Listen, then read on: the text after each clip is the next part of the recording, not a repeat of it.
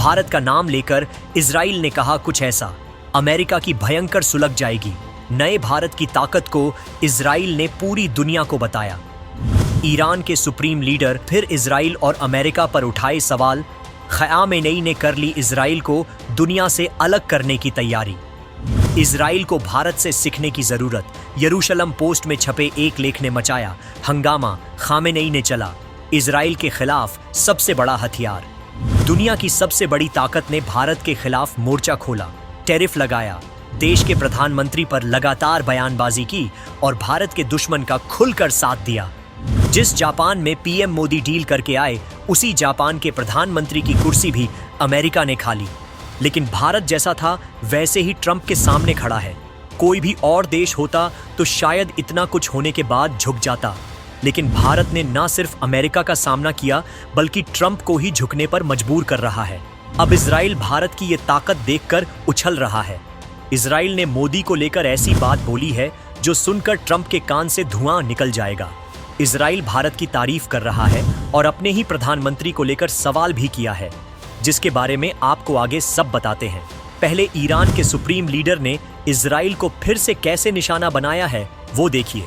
Iran के supreme leader Khamenei ने सभी मुस्लिम देशों से अपील की है कि वो इजराइल से अपने सारे रिश्ते खत्म कर दें। इजराइल को लेकर सुप्रीम लीडर के इरादे दुनिया जानती है। अब फिर से ख़ामेनेई खुलकर इजराइल के अस्तित्व को मिटाने की भी बात करते रहे हैं। ख़ामेनेई ने तो इजराइल को पश्चिमी एशियाई क्षेत्र का कैंसर बता दिया और उसे उखाड़ फेंकने को बोल रहे हैं। ख़ामेनेई ने ईरानी राष्ट्रपति मसूद पेजेश्कियान और उनकी कैबिनेट के साथ एक अहम बैठक की और सबसे बड़ा ऐलान कर दिया। सोशल मीडिया एक्स पर लिखा कि अब वक्त आ गया है कि जब मुस्लिम देशों को मिलकर एक मजबूत और एकजुट रुख अपनाना चाहिए। उन्होंने यह भी कहा कि सिर्फ नारे लगाने से कुछ नहीं होगा, अब व्यवहारिक कदम उठाने होंगे, जैसे कि इजराइल से सभी तरह के व्यापार और राजनीतिक संबंध खत्म कर लेने होंगे।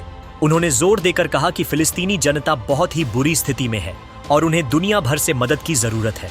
वह मानते हैं कि अगर मुस्लिम देश चुप रहते हैं या फिर कुछ नहीं करते तो सिर्फ इसे चुप्पी नहीं बल्कि साझेदारी यानी कि अपराधों का भागीदारी भी मान लिया जाएगा।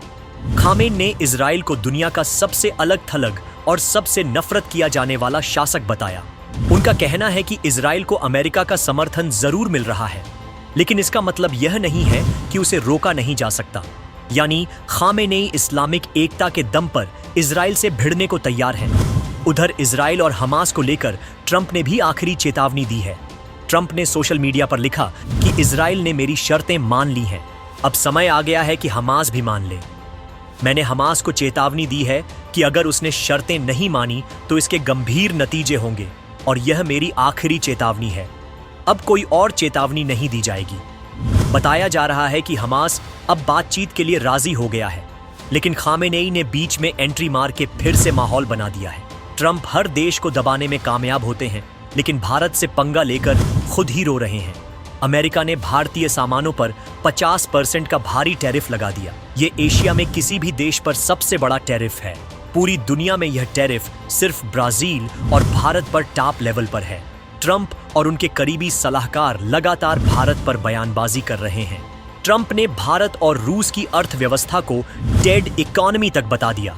पीटर नवारो ने तो यहां तक कह दिया कि यूक्रेन युद्ध मोदी का युद्ध है। अमेरिकी वाणिज्य मंत्री ने दावा किया कि भारत एक दिन माफी मांगेगा, लेकिन भारत ने हकीकत से अमेरिका को रूबरू करवा दिया और कह दिया कि हम रूस से तेल खरीदना बंद नहीं करेंगे। जर्मन मीडिया के मुताबिक ट्रंप ने मोदी को 4 बार कॉल किया, लेकिन पीएम मोदी ने फोन ही रिसीव नहीं किया। यानी भारत के लिए सबसे ऊपर राष्ट्रीय सम्मान है और ये बात अमेरिका को समझ लेनी चाहिए। भारत की यही ताकत अब इजराइल पूरी दुनिया को बता रहा है। यरूशलम पोस्ट में छपे एक लेख का शीर्षक था, इजराइल मोदी से क्या सीख सकता है। इसमें लिखा गया, मोदी ने अमेरिका के अभूतपूर्व हमलों का सामना किया, लेकिन कभी जल्दबाजी में माफी नहीं मांगी। उन्होंने राष्ट्रीय सम्मान की रक्षा करते हुए अमेरिका को जोरदार जवाब दिया। दुनिया को यह साफ संदेश दिया गया कि भारत किसी का अधीनस्थ नहीं है। इसी पोस्ट में इजराइल के एक फैसले की आलोचना की गई। हाल ही में इजरायली सेना ने खान यूनिस हमले में पत्रकारों की मौत पर माफी मांगी थी। अखबार ने लिखा, किसी भी देश को मुश्किल हालात में भी अपने राष्ट्रीय सम्मान से समझौता नहीं करना चाहिए। यानी इजराइल को भी भारत की तरह ही अपने सम्मान के लिए किसी से भी भिड़ना चाहिए। भारत की तरह दुनिया के सामने मजबूती और आत्मसम्मान दिखाना होगा। इस पोस्ट में कहा गया कि नेतान्याहू को पीएम मोदी से सीखना चाहिए। भारत ने दिखा दिया कि बड़ा देश वही है जो दबाव में नहीं टूटते।